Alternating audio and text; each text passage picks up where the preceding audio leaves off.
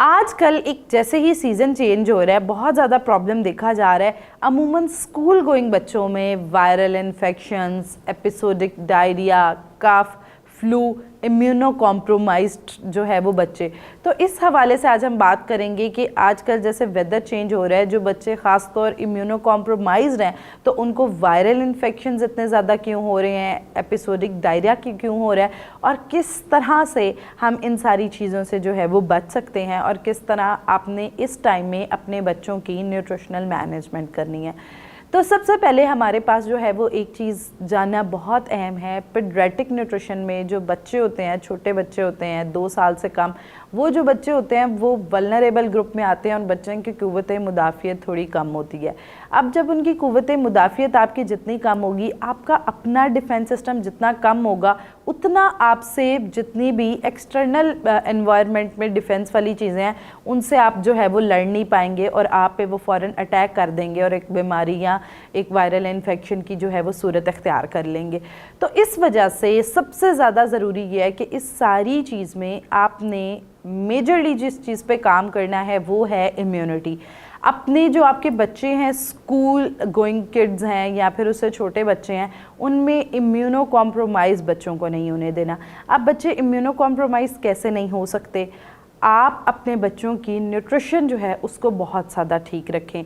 जब बच्चों का ब्रेस्ट फीड का टाइम है, प्रॉपर 2 साल तक ब्रेस्ट फीड कराएं और उसके बाद जब बच्चों का स्कूल गोइंग टाइम हो जाता है तो उस टाइम में एकदम क्या होता है कि बच्चे जब दूसरा दूध छोड़ते हैं तो ऑटोमेटिकली वो होता है कि बॉटल फीड मिल्क भी नहीं पी रहे होते और दूसरा मिल्क कंजम्पशन उनकी बहुत कम हो जाती है। तो सबसे पहले आपने एट दैट टाइम बच्चों में न्यूट्रिशन एश्योर करनी है और न्यूट्रिशन आपने इस तरह एश्योर करनी है कि आपने बच्चों में माइंडफुल ईटिंग करानी है। माइंडफुल ईटिंग आप इस तरह करा सकते हैं कि आप बच्चों को डिफरेंट शेप्स, कलरफुल और उसके साथ साथ कॉम्बिनेशन फूड्स दें।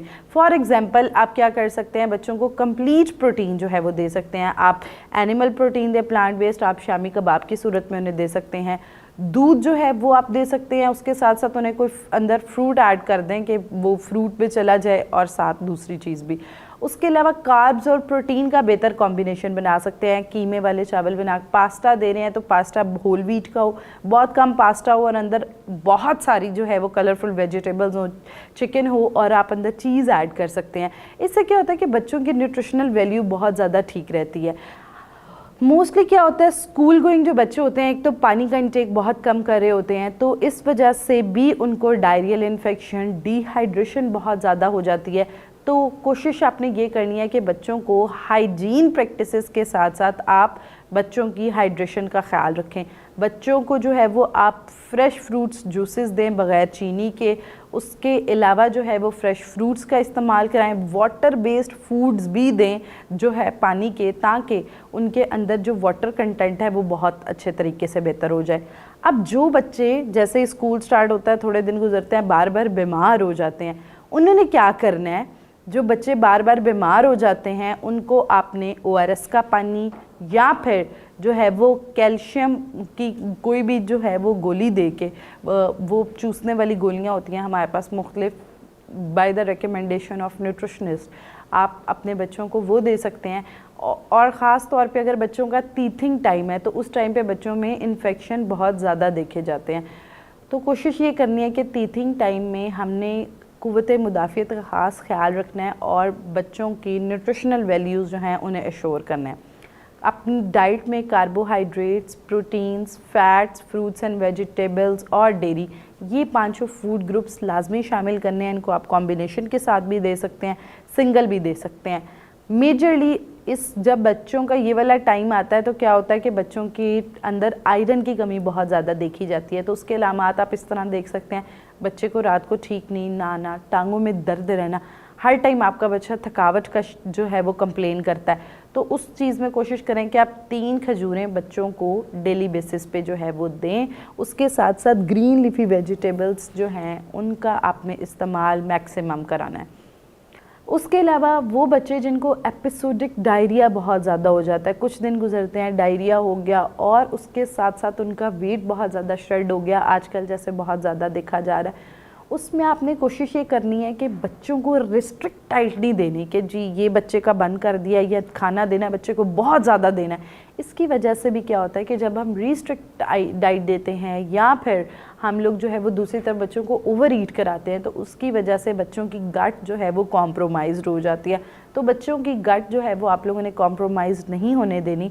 और अगर इस तरह की सूरत है बच्चे, तो आप ब्रेड डाइट का इस्तेमाल कर सकते हैं। B फॉर ब्रेड और R for rice, A for Apple, T for toast. ये वाली जो फूड ग्रुप्स हैं ये आप इस्तेमाल करा सकते हैं। और blend diet, chemical free diet जो है दें। प्रोसेस्ड फूड जो है वो इसमें अवॉइड किया जाए। हाइजीन प्रैक्टिसेस, फूड ख़रीदने से आपने जब वो फूड खा रहे हैं, जिस चम्मच से खा रहे हैं, उस चीज़ को भी एश्योर करना है, ताकि हाइजीन प्रैक्टिस, कई बार क्या होता है कि हम खा ठीक रहे होते हैं लेकिन उसके अंदर बैक्टीरियल ग्रोथ और इस तरह। और उसके अलावा अगर कोई इन्फेक्टेड बच्चा है, उसको किसी किस्म का इन्फेक्शन है वायरल या स्कूल में या फिर घर में, तो उससे थोड़ा सा डिस्टेंस में रखें, क्योंकि बच्चों की क़ुव्वत मुदाफ़ियत कम होती है जिसकी वजह से वो उसके अंदर आने का ख़दशा हो सकता है। और इस टाइम में मेक श्योर दैट बच्चों की न्यूट्रिशन जो है उसे कॉम्प्रोमाइज़ नहीं होने देना, ताकि बच्चों की हेल्थ जो है वो कॉम्प्रोमाइज़ ना हो। तो अगर आपका बच्चा भी एपिसोडिक डायरिया फेस कर रहा है, उसका इम्यूनिटी नहीं अच्छा रहता, बार बार उसको गट हेल्थ रिलेटेड प्रॉब्लम्स हो जाते हैं, वायरल इन्फेक्शंस अटैक करें, तो आपको चाहिए अपने बच्चे की न्यूट्रिशन पे काम करें। अगर आपका इस टॉपिक से मुताल्लिक़ कोई भी सवाल है तो आप कमेंट सेक्शन में पूछ सकते हैं। मिलते हैं एक नए एपिसोड के साथ। अल्लाह हाफ़िज़।